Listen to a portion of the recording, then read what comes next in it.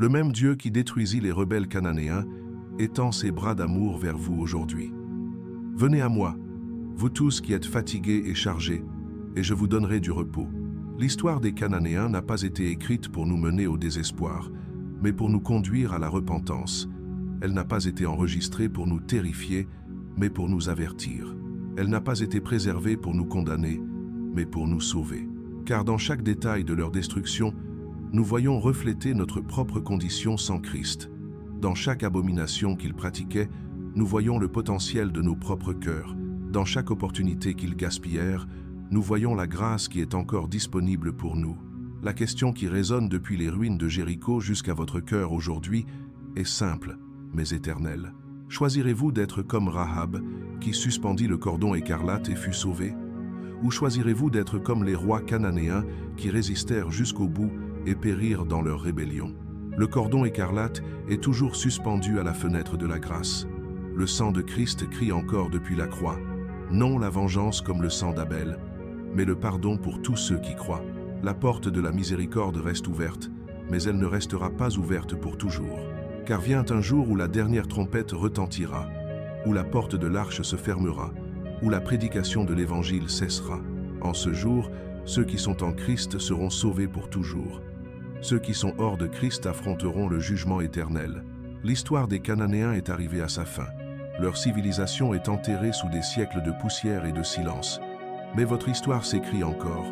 Votre destin est encore entre vos mains. Votre choix peut encore être fait. Que déciderez-vous? Résistance ou reddition? Rébellion ou repentance? Condamnation ou salut? L'écho du jugement de Canaan résonne encore, mais plus fort encore résonne la voix du Sauveur. Celui qui vient à moi, je ne le mettrai pas dehors. La miséricorde finale est encore disponible, mais vient le jour où ne demeurera que le jugement éternel. Choisissez sagement. Choisissez aujourd'hui, choisissez la vie.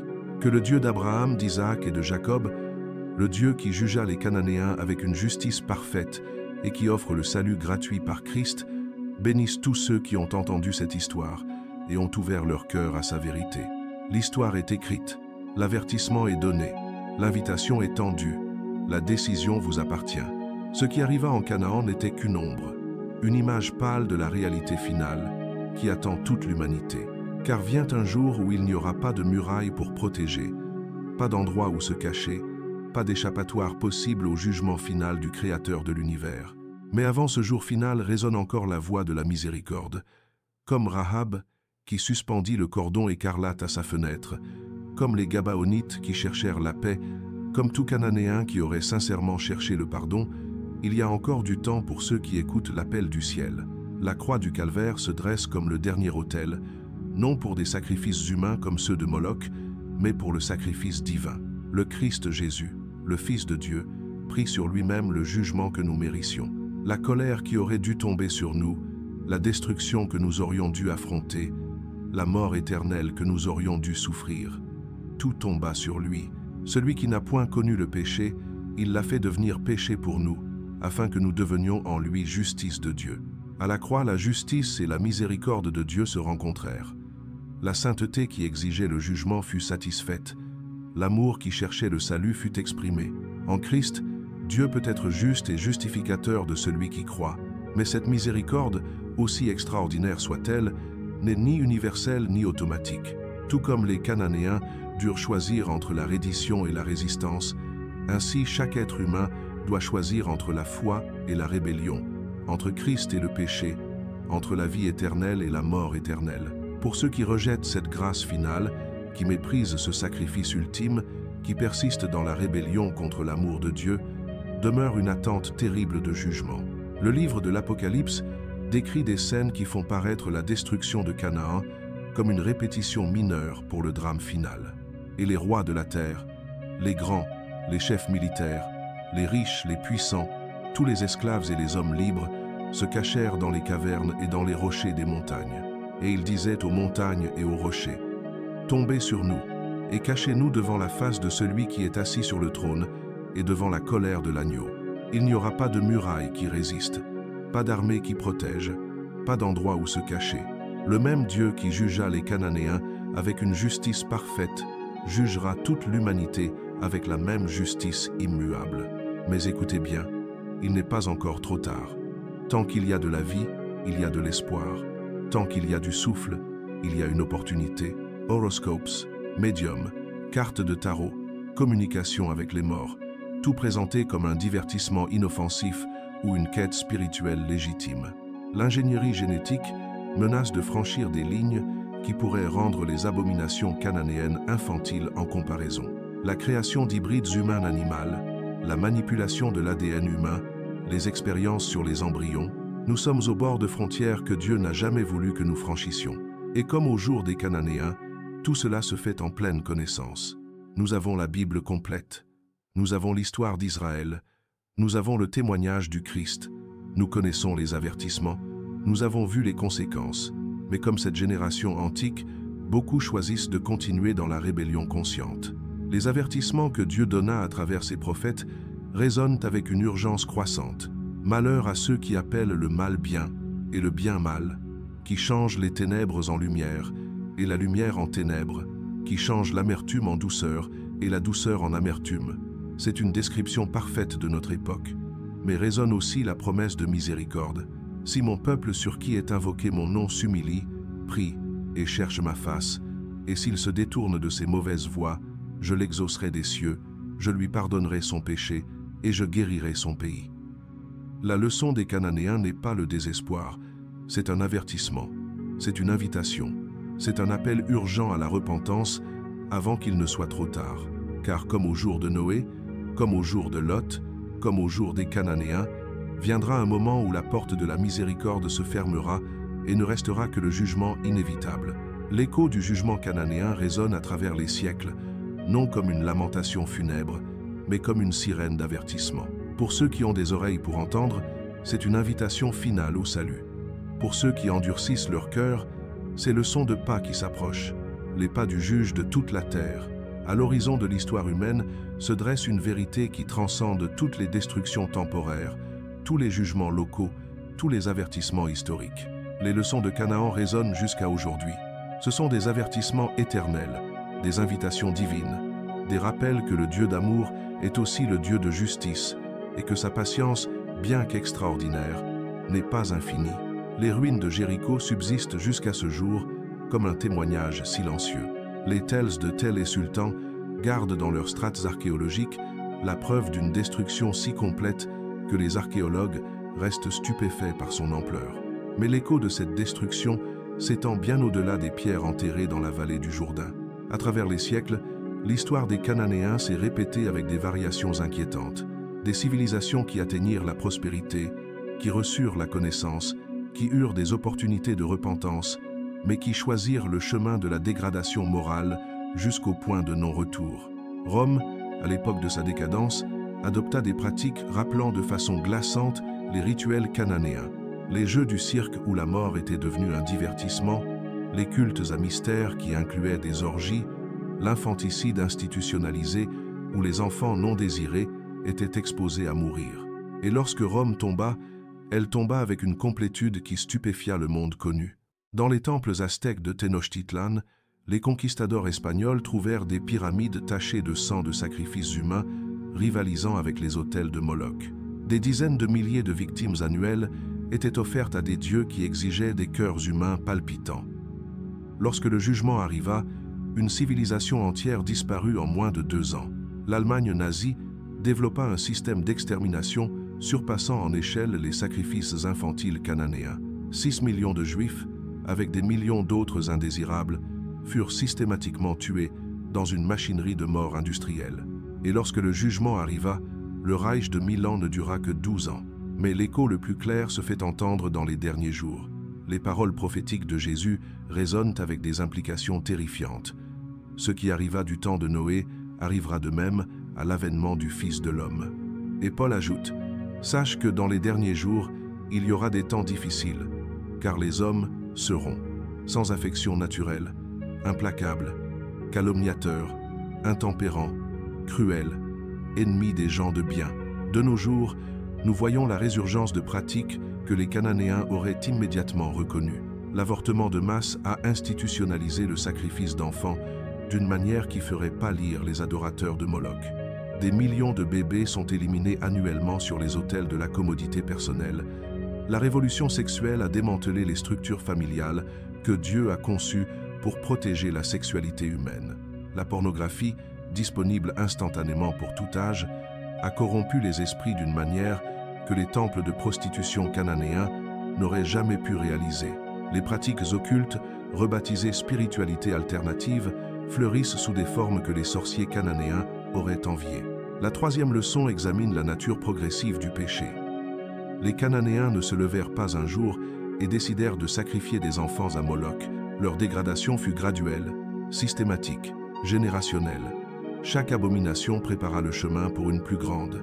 Chaque ligne franchie rendit plus facile d'en franchir une autre. Comme Paul l'écrivit, c'est pourquoi Dieu les a livrés à l'impureté selon les convoitises de leur cœur.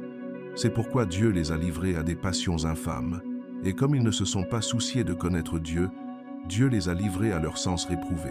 Les Cananéens étaient arrivés au point de l'intelligence réprouvée, où le repentir devenait psychologiquement impossible.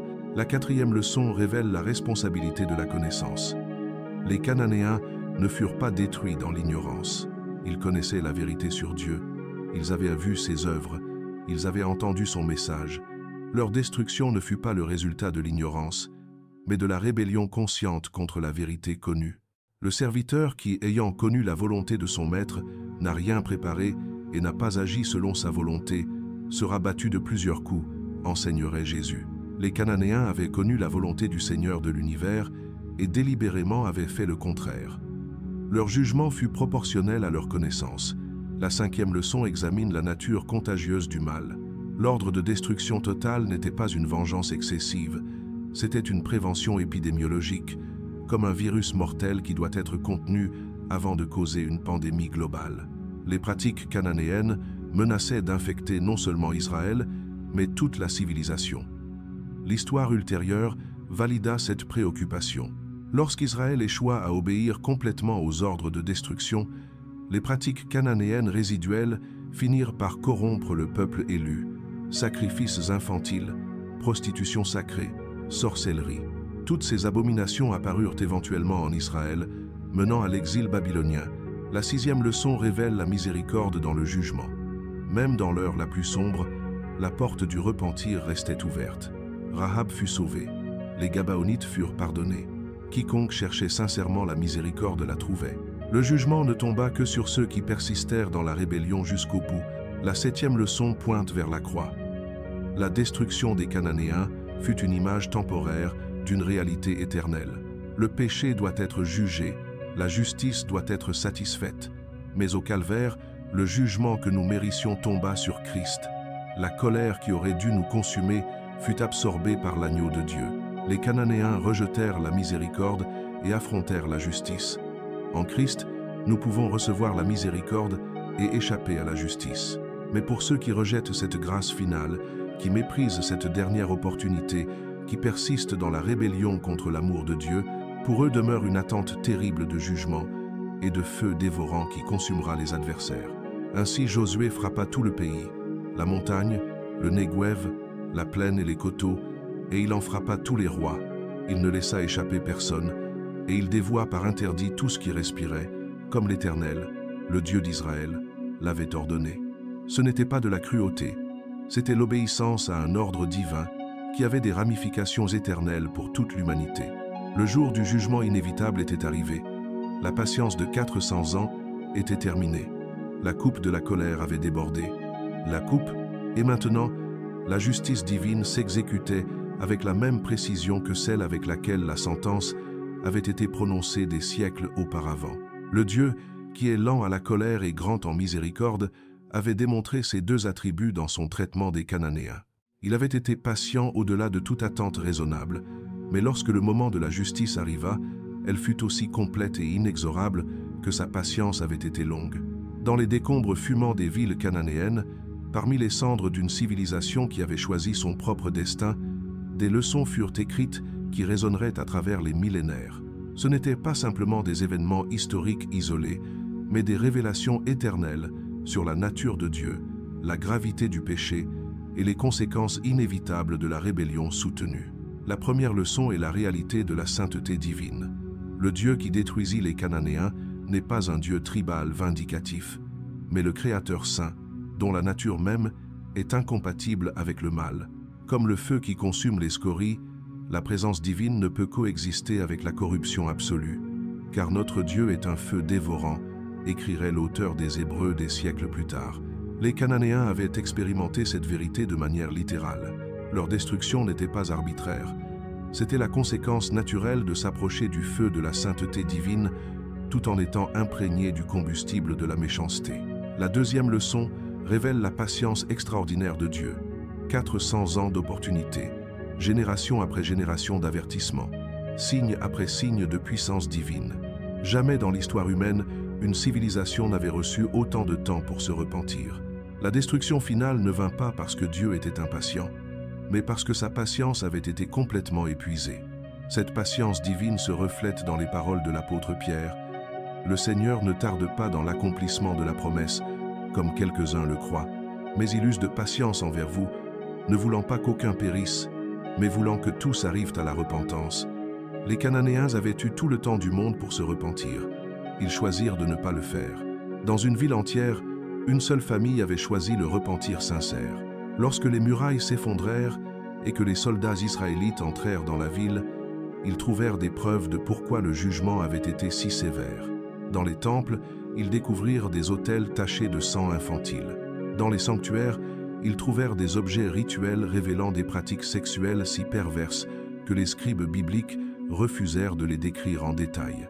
Et ils dévouèrent par interdit tout ce qui était dans la ville, hommes et femmes, jeunes et vieux, jusqu'aux bœufs, aux brebis et aux ânes. C'était une destruction totale, une stérilisation complète de la corruption qui avait infecté cet endroit.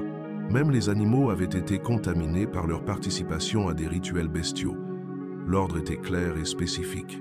Gardez-vous seulement de ce qui sera dévoué par interdit, de peur que vous ne vous mettiez vous-même sous l'interdit, et que vous ne rendiez le camp d'Israël lui-même interdit. Même les objets matériels associés à l'idolâtrie cananéenne étaient considérés dangereux. La bataille d'Aï démontra à quel point ces avertissements étaient sérieux. Lorsque Achan prit de l'interdit des objets consacrés aux dieux cananéens, tout Israël subit la défaite. Un seul objet contaminé avait apporté la malédiction sur tout le camp. C'était la preuve tangible de pourquoi la destruction devait être complète. À Hébron, où Abraham avait acheté la caverne de Macpéla, où les patriarches étaient enterrés, les Anakim avaient établi des autels pour des sacrifices humains, littéralement sur les tombes des justes. C'était une profanation délibérée, un acte de défi conscient contre le Dieu d'Abraham, d'Isaac et de Jacob. Lorsque Caleb, maintenant âgé de 85 ans, conquit Hébron, il ne revendiquait pas seulement un territoire. Il purifiait la terre où reposaient ses ancêtres. Il nettoyait la contamination qui avait souillé des lieux saints. À Lachis, les archéologues ont découvert un temple avec des preuves de sacrifices massifs d'enfants. Les couches archéologiques correspondant à la période de la conquête israélite montrent une destruction soudaine et totale, suivie d'une période d'abandon. C'était exactement ce que décrivent les textes bibliques.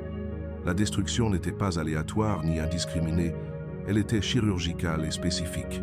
Les Gabaonites, qui cherchèrent la paix par la tromperie, furent épargnés. Les villes qui se rendirent volontairement furent préservées, mais celles qui persistèrent dans leur rébellion jusqu'au bout affrontèrent les conséquences complètes de leur choix. C'était un témoignage vivant du pouvoir de Dieu pour transformer le mal en bien, mais ils retournèrent à Canaan sans rien changer à leur pratique. Les autels de Moloch continuèrent de fumer avec des sacrifices infantiles. Les temples d'Astarté poursuivirent leur rituel de prostitution sacrée.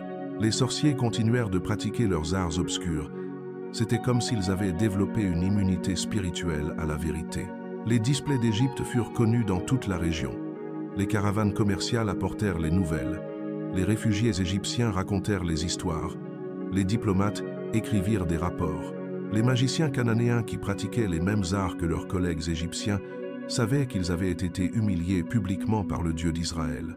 Et lorsque la mer Rouge s'ouvrit et se referma, lorsque 600 000 Israélites traversèrent à sec et que l'armée la plus puissante du monde se noya dans les eaux, le message fut clair pour toute l'humanité. Ce Dieu était différent, ce Dieu était réel, ce Dieu était puissant.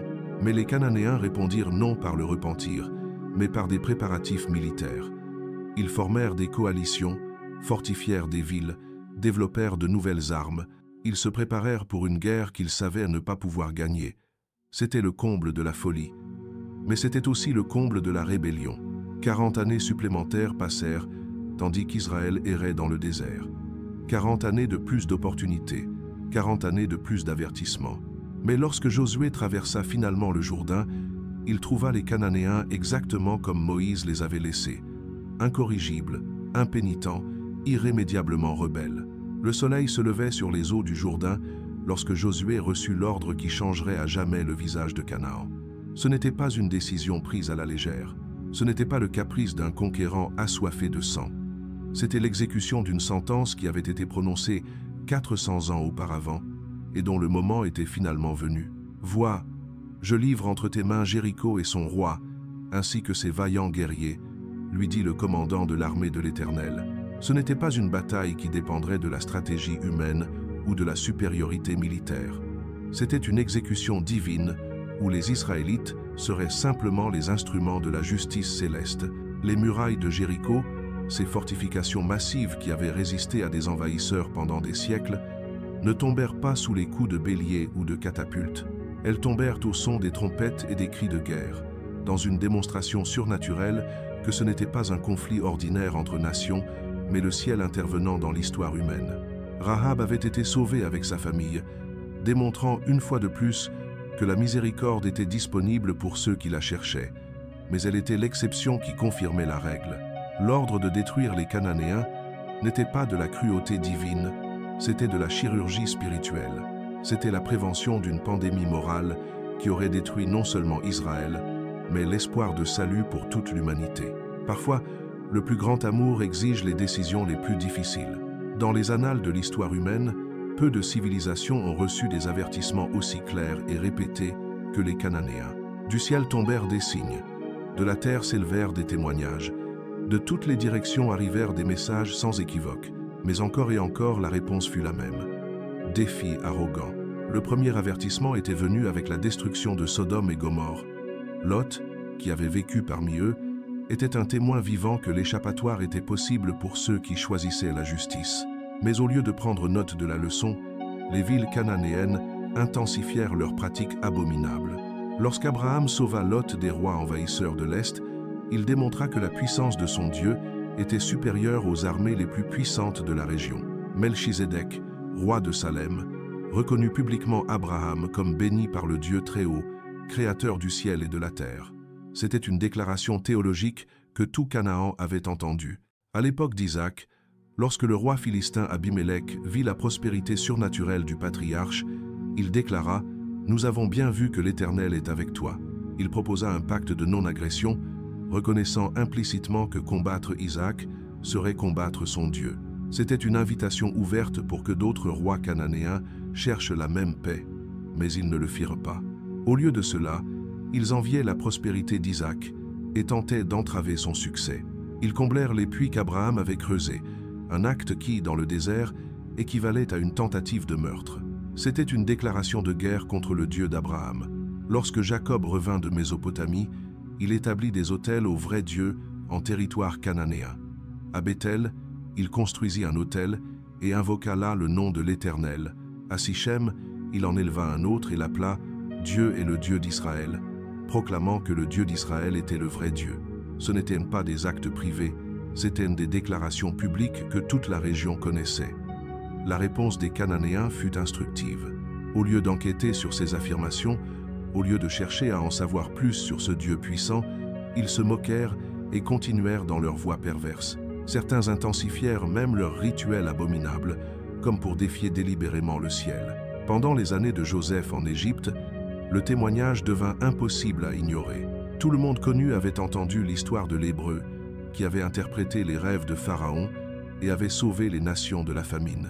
Les marchands cananéens voyageaient régulièrement en Égypte pendant les années d'abondance et avaient vu personnellement la sagesse surnaturelle de Joseph. Lorsque arrivèrent les années de famine, les délégations cananéennes qui allèrent en Égypte pour acheter du grain se trouvèrent face à face avec Joseph. Certains d'entre eux durent reconnaître en lui le frère vendu par ses propres frères des années auparavant. Mais le danger le plus immédiat se trouvait dans le peuple d'Israël lui-même. Même avant d'entrer en Canaan, les Israélites avaient montré une tendance à se laisser influencer par les pratiques païennes.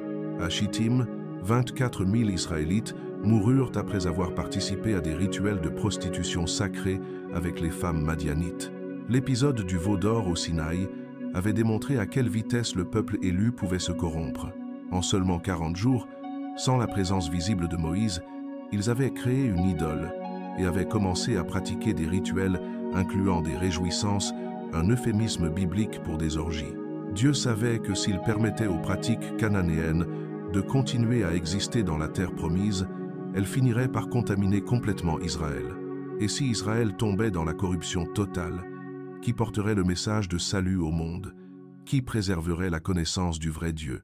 Par qui viendrait le Messie promis? La destruction des Cananéens n'était pas seulement un acte de jugement, c'était un acte de préservation. C'était l'excision chirurgicale d'un cancer qui menaçait de métastaser et de détruire le plan de salut pour toute l'humanité. Les commandements spécifiques que Dieu donna à Israël révèlent sa compréhension du danger. Vous ne traiterez point d'alliance avec eux, ni avec leur Dieu. Ils n'habiteront point dans votre pays, de peur qu'ils ne vous fassent pécher contre moi, car vous serviriez leur Dieu, et ce serait un piège pour vous. Ce n'était pas de la xénophobie, c'était une protection contre un contagion spirituel mortel. Les instructions pour la guerre sainte incluaient la destruction complète des idoles cananéennes, de leurs autels, de leurs bosquets sacrés et de leurs images taillées. Vous brûlerez au feu leurs idoles. Tu ne convoiteras point, et tu ne prendras point pour toi l'argent et l'or qui sont sur elles, de peur que ces choses ne te deviennent un piège, car elles sont en abomination à l'Éternel, ton Dieu. Même les objets physiques associés au culte cananéen étaient considérés dangereux. Comme s'ils étaient des matériaux radioactifs, ils pouvaient contaminer ceux qui les touchaient. L'histoire ultérieure d'Israël démontra à quel point ces préoccupations étaient fondées. Lorsqu'Israël échoua à détruire complètement les Cananéens, comme Dieu l'avait ordonné, les conséquences furent exactement celles qui avaient été prédites.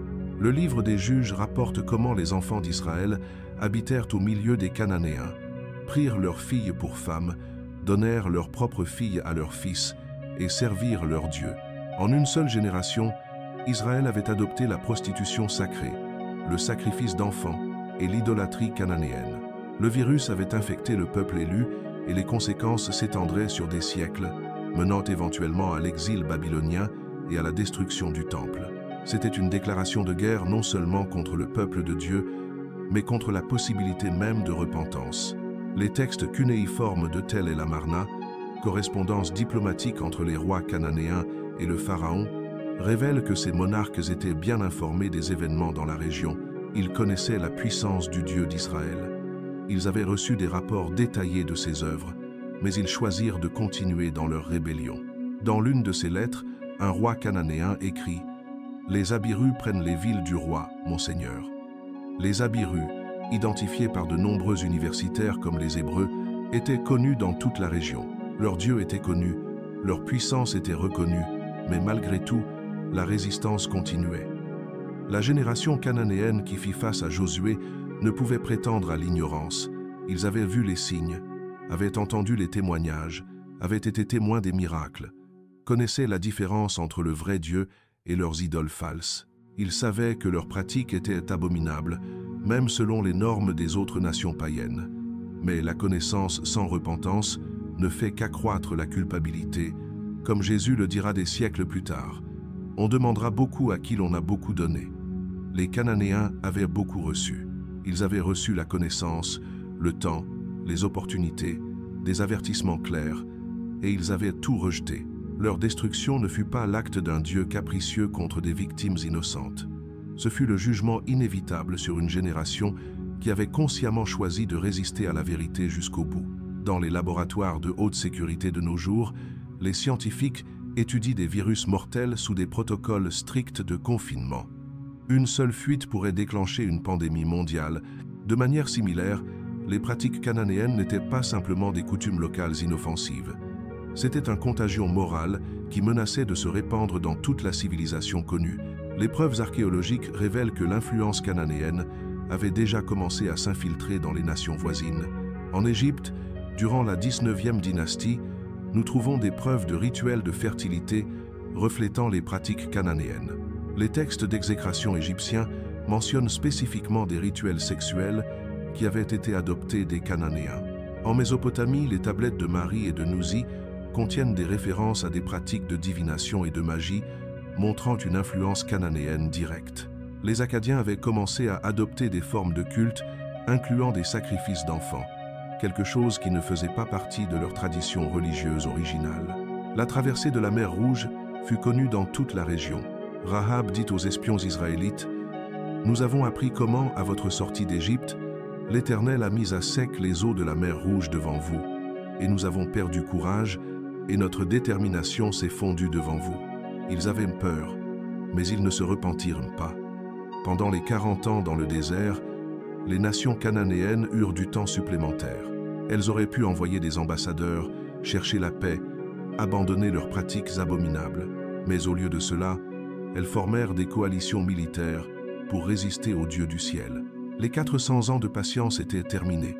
La méchanceté de l'Amoréen avait atteint son comble, l'heure du jugement avait sonné. Lorsque Josué et les espions israélites s'approchèrent de Jéricho, ils furent accueillis par une femme dont le témoignage révélerait quelque chose d'extraordinaire. Rahab n'était pas simplement une citoyenne cananéenne ordinaire. C'était quelqu'un qui connaissait parfaitement la vérité sur le Dieu d'Israël. « Je sais que l'Éternel vous a donné ce pays, » dit-elle aux espies, « car l'Éternel votre Dieu est le Dieu là-haut dans les cieux et ici-bas sur la terre. » Ce n'étaient pas les paroles d'une païenne ignorante. C'était la confession de quelqu'un qui avait entendu les récits, avait évalué les preuves et était arrivé à une conclusion théologique correcte. Rahab continua: « Nous avons appris comment, à votre sortie d'Égypte, l'Éternel a mis à sec les eaux de la mer Rouge devant vous, et ce que vous avez fait aux 2 rois des Amoréens, de l'autre côté du Jourdain, à Sihon et à Og, que vous avez voués à l'interdit. » Tout Canaan connaissait l'histoire. Tout Canaan avait reçu le message. Mais voici la partie la plus révélatrice de son témoignage. En l'apprenant, notre détermination s'est fondue et notre courage s'est évanoui devant vous. Les Cananéens ne connaissaient pas seulement la vérité, ils en étaient terrifiés. Ils savaient que leur temps était venu. Pourtant, malgré cette connaissance, malgré la terreur qu'ils ressentaient, la plupart des Cananéens choisirent de résister. Ils ne cherchèrent pas la miséricorde, n'abandonnèrent pas leurs abominations, n'envoyèrent pas de délégation de paix. Au lieu de cela, ils fortifièrent leurs villes et préparèrent leurs armées pour combattre le Dieu de l'univers. Ce n'était pas de l'ignorance, c'était une rébellion consciente et délibérée. À Gabaon, les Gabaonites démontrèrent que la reddition était possible. Par la tromperie, ils conclurent une alliance avec Israël et furent épargnés. Lorsque leur tromperie fut découverte, Josué ne les détruisit pas. Il en fit des serviteurs, mais leur permit de vivre. C'était la preuve que la miséricorde était disponible pour ceux qui la cherchaient sincèrement. Mais les autres villes cananéennes ne suivirent pas cet exemple. Le roi de Jérusalem forma une coalition avec les rois d'Hébron, Jarmuth, Lachis et Eglon pour attaquer Gabaon, précisément parce qu'elle avait fait la paix avec Israël. À la 4e génération, ils reviendront ici, car la mesure des fautes de l'Amoréen n'est pas encore comble. Ces paroles prononcées par Dieu à Abraham dans la Genèse, chapitre 15, verset 16, révèlent quelque chose d'extraordinaire sur le caractère divin. Même face à la plus atroce méchanceté, Dieu est patient. 400 ans, 16 générations. Assez de temps pour qu'une civilisation entière se repente, change de direction, abandonne ses voies destructrices. Durant ces 4 siècles, Dieu ne resta pas silencieux. Il envoya des signes, des avertissements, des opportunités de changement que les Cananéens rejetèrent systématiquement. À l'époque d'Abraham, la corruption cananéenne était déjà évidente, mais elle n'avait pas atteint son point final. Abraham avait été témoin de la destruction de Sodome et Gomorrhée, des villes cananéennes dont la méchanceté avait atteint la limite. Mais même alors, Dieu avait dit « Je vais descendre et voir si, oui ou non, leur conduite correspond entièrement au cri qui est monté jusqu'à moi. » Le cri. Les victimes innocentes des rituels cananéens criaient depuis la terre. Les enfants sacrifiés à Moloch, les victimes des rituels de prostitution sacrée, les innocents détruits par la sorcellerie. Leur voix s'élevait vers le ciel, demandant justice. À l'époque d'Isaac, les Cananéens eurent un contact direct avec le patriarche. Abimélec, roi de Guérar, reconnut la bénédiction de Dieu sur Isaac et lui dit « Nous avons bien vu que l'Éternel est avec toi ». C'était une opportunité pour que toute la région se tourne vers le vrai Dieu, mais ils choisirent de continuer dans leur voie perverse. À l'époque de Jacob, lorsqu'il revint de Padan-Aram, il établit des autels au vrai Dieu en territoire cananéen. Les habitants locaux furent témoins de miracles, de la protection divine sur Jacob et sa famille. Dieu lui-même dit « Je suis le Dieu de Béthel ». Mais les Cananéens persistèrent dans leur rébellion. Pendant les années de Joseph en Égypte, toute la région connaissait l'histoire de l'Hébreu qui avait sauvé le monde connu de la famine. La sagesse de Joseph, ses interprétations des rêves, son administration juste. Tout cela parvint aux oreilles des Cananéens.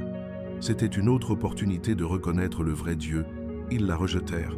Pendant les 400 ans en Égypte, le témoignage du peuple de Dieu parvenait constamment à Canaan. Les marchands apportèrent des nouvelles, les diplomates rapportèrent des événements, les caravanes transportèrent des histoires. Les Cananéens savaient pour les bénédictions et les malédictions qui suivaient le peuple de Dieu. Lorsque Moïse confronta Pharaon avec les 10 plaies, toute la région fut informée. Les magiciens égyptiens, qui pratiquaient les mêmes arts que les sorciers cananéens, furent humiliés publiquement. C'était une démonstration claire que le Dieu d'Israël était supérieur à tous les dieux païens. Mais les Cananéens ne bronchaient pas. Pour comprendre l'ampleur de la corruption cananéenne, nous devons nous plonger dans les archives archéologiques de Ras Shamra, l'ancienne Ougarite. Là, dans les bibliothèques des temples, les archéologues ont découvert des textes décrivant des rituels si perturbants que de nombreux universitaires refusent de les traduire intégralement pour le grand public. Les Cananéens avaient transformé l'acte le plus sacré de la vie, la procréation, en une abomination rituelle. Dans les temples d'Astarté et de Baal, la prostitution sacrée n'était pas seulement permise, elle était obligatoire. Des hommes, des femmes et des enfants étaient forcés de participer à des actes sexuels dans le cadre du culte religieux. Mais ce n'était que le commencement. Le dieu Moloch, dont le nom signifie roi, exigeait le sacrifice de ce qu'il y avait de plus précieux, les enfants. Les archéologues ont découvert à Carthage, une colonie cananéenne, des milliers d'urnes contenant les restes incinérés de bébés et de jeunes enfants. Le Tophé, comme on appelait ce cimetière d'enfants, est un témoignage silencieux d'une pratique qui s'étendait sur tout le territoire cananéen. Les textes ougaritiques décrivent comment les parents, en procession solennelle, portaient leur fils premier-né dans les bras ardents des statues de bronze de Moloch. Les tambours résonnaient si fort que les cris des enfants ne pouvaient être entendus. C'était un système religieux qui avait institutionnalisé l'infanticide de masse, mais la dépravation ne s'arrêtait pas là. Les rituels de fertilité incluaient la bestialité cérémonielle. Dans les textes d'Ougarit, nous trouvons des descriptions explicites de comment les adorateurs avaient des relations sexuelles avec des animaux dans le cadre du culte de Baal. C'était une culture qui avait perverti chaque aspect de la sexualité humaine. L'inceste rituel était un autre pilier de la religion cananéenne. Père avec fille, mère avec fils, frère avec sœur, tout cela au nom de la fertilité de la terre. Les mythes cananéens racontent comment leur propre Dieu pratiquait l'inceste, établissant le modèle que les humains devaient suivre. Et puis, il y avait la magie noire. Les Cananéens avaient développé un système complexe de sorcellerie qui incluait la communication avec les morts, la divination par l'examen des entrailles d'animaux sacrifiés et des rituels de malédiction cherchant à nuire aux ennemis par des moyens surnaturels. Lorsque Dieu dit à Moïse « Vous n'agirez pas comme on agit dans le pays de Canaan où je vous mène », il ne donnait pas des interdictions arbitraires.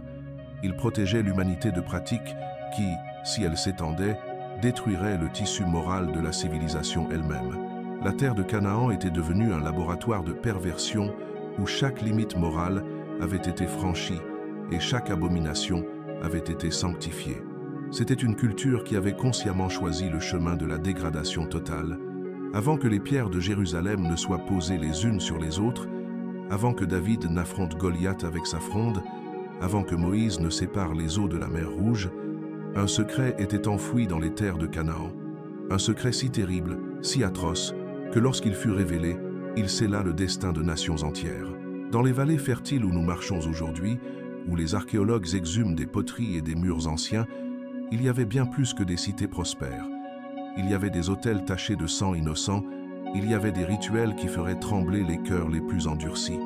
Il y avait des pratiques qui défiaient non seulement les lois humaines, mais les fondements même de la création.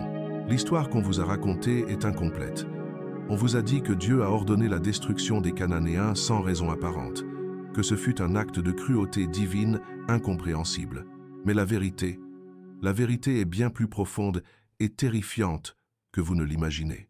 Dans les tablettes cunéiformes d'Ougarit, dans les textes égyptiens du Nouvel Empire, dans les archives assyriennes et babyloniennes, nous trouvons des fragments d'une réalité que l'histoire moderne préfère taire. Les Cananéens n'étaient pas simplement une tribu païenne de plus. Ils étaient les gardiens d'abominations qui menaçaient la survie même de l'humanité. Lorsqu'Abraham reçut la promesse de la terre, Dieu lui dit quelque chose que nous négligeons souvent. À la 4e génération, ils reviendront ici, car la mesure des fautes de l'Amoréen n'est pas encore comble. 400 ans, 4 siècles de patience divine, 400 années d'opportunité pour qu'une civilisation entière se repente.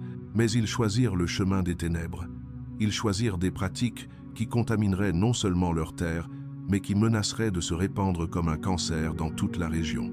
Et lorsque la limite fut atteinte, lorsque la coupe de la colère fut remplie à ras-bord, alors vint le jugement. Voici l'histoire qu'on ne vous a jamais racontée en entier.